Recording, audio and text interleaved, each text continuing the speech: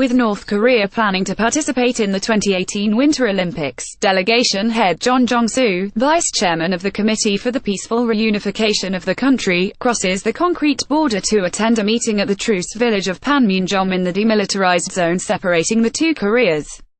Yonhap via Reuters. The details of how North Korea will participate in the upcoming Winter Olympics in South Korea are still being worked out, but the two countries say their athletes will march together at the opening ceremony, under a unification flag. The two countries will also form a unified women's hockey team to compete at the Pyeongchang Winter Olympics in February, NPR's Elise, who reports from Seoul. In addition, North Korea will send a cheering squad of 230 people to support athletes who make the trip. Cheering squads are typically made up of college-age students and volunteers, Elise reports. On Monday, the two Koreas agreed that a North Korean orchestra, singers and dancers would come to the south to perform during the Games.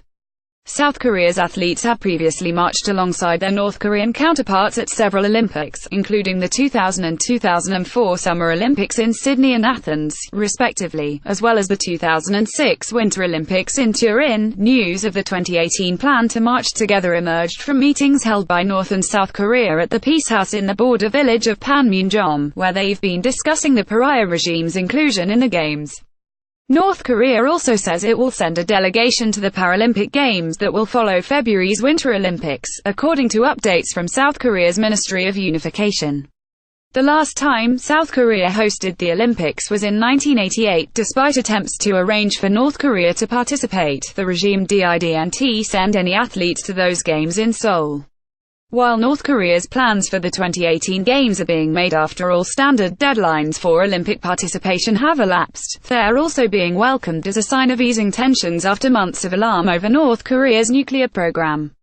In January, the two sides met for the first time in 2 years. North Korea's cheering squad will likely be an army of beauties deployed in a charm offensive, the Korea Herald reports. The country has sent large squads to previous big sporting events hosted in South Korea, and the newspaper adds that leader Kim Jong-un's wife, Ri Sol-ju, was part of one group sent to the Asian Athletics Championships in 2005, when she was a teenager.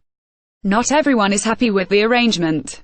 An opinion piece in South Korea's Chosun Ilbo today says that given North Korea's small group of athletes, the country shouldn't be allowed to send an army of clowns, bell ringers and other assorted rabble. And by marching under a unification flag, the Ilbo's Son Woo-jong says, South Korea is losing the chance to put its national flag in the limelight during one of the world's biggest events. The rare event of hundreds of North Koreans traveling south has prompted questions of how they should move between the cut-off countries.